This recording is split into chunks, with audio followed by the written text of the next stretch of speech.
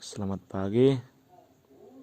Di sini kami ingin membahas tentang materi kami yang berjudul Manajemen Ruang Kosong yang disusun oleh kelompok 3, yaitu Andi Siringoringo, Yosua Yosepin, Miftahul Jannah, dan Julkodri. Yang akan kita bahas adalah tentang manajemen ruang kosong.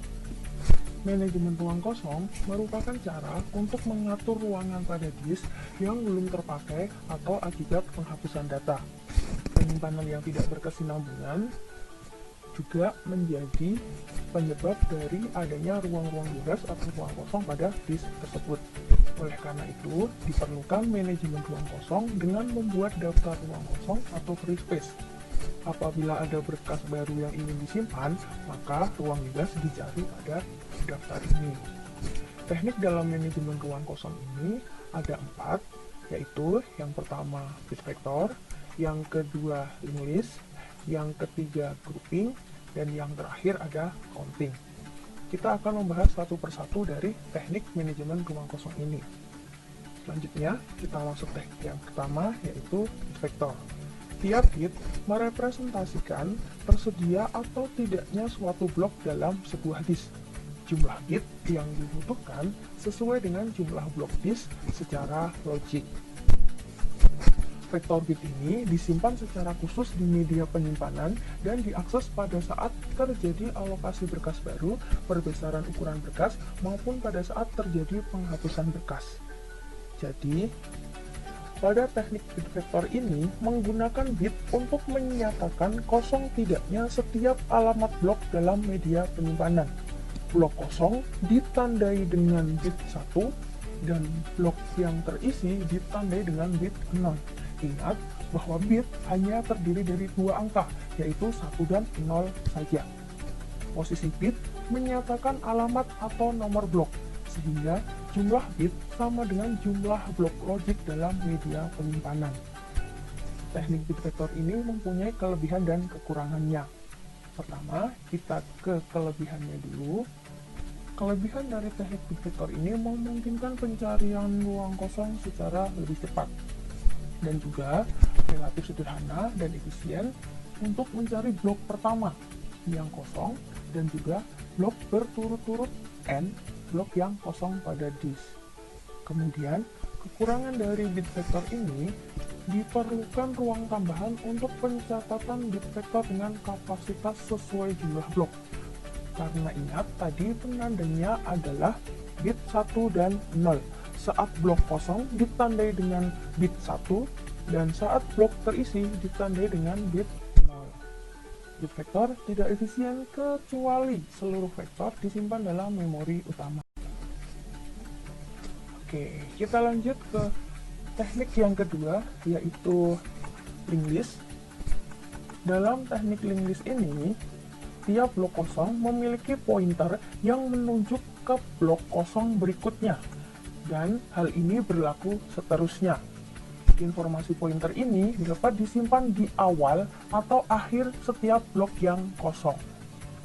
Informasi yang butuh dicatat secara khusus hanyalah pointer alamat blok kosong pertama saja. Sama, teknik ini juga mempunyai kelebihan dan kekurangannya. Untuk kelebihannya, menghemat penggunaan ruang khusus untuk mencatat informasi ruang kosong, karena informasi blok kosong dicatat pada ruang yang memang belum dialokasikan. Yang kedua, tidak membutuhkan terlalu banyak ruang khusus untuk pointer, seperti pada bit vektor yang membutuhkan banyak ruang kosong untuk menyimpan bit-bit yang menyatakan status dari blok tersebut, blok kosong atau blok terisi. Dan kekurangan dari teknik ini adalah saat terjadi kerusakan pada salah satu blok kosong, maka pengelolaan ruang kosong menjadi terganggu. Selain itu, pengalokasian sejumlah blok kosong ke berkas relatif lebih lambat karena harus mengikuti link-link pada blok kosong yang ada.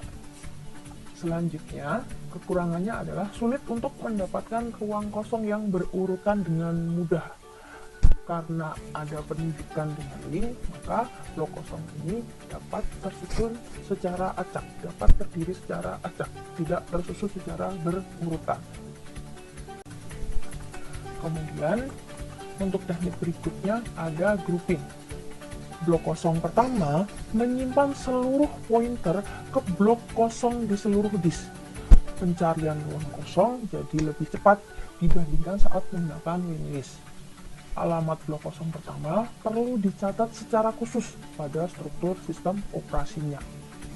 Kelebihan dari grouping ini adalah memungkinkan pencarian ruang kosong secara cepat. Kekurangan dari grouping, alamat dari blok kosong pertama perlu dicatat secara khusus pada struktur sistem operasinya. Dan teknik yang terakhir adalah teknik counting. Blok-blok kosong di dalam disk dicatat dalam suatu tabel, dan di dalam tabel ini berisi alamat logik dari disk yang berada di blok kosong pertama, serta jumlah blok kosong yang mengikutinya.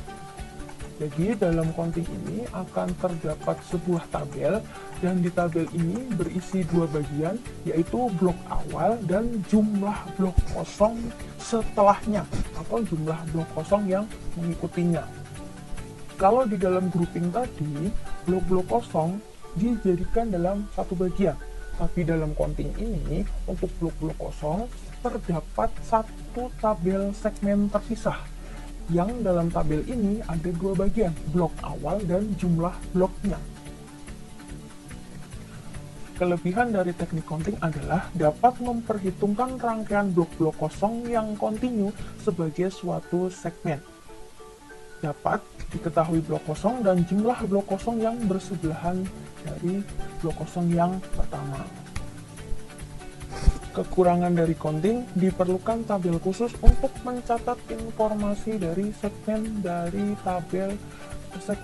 blok kosong tersebut, bloknya. Oke, dari keempat teknik ini mempunyai kelebihan dan kekurangannya masing-masing.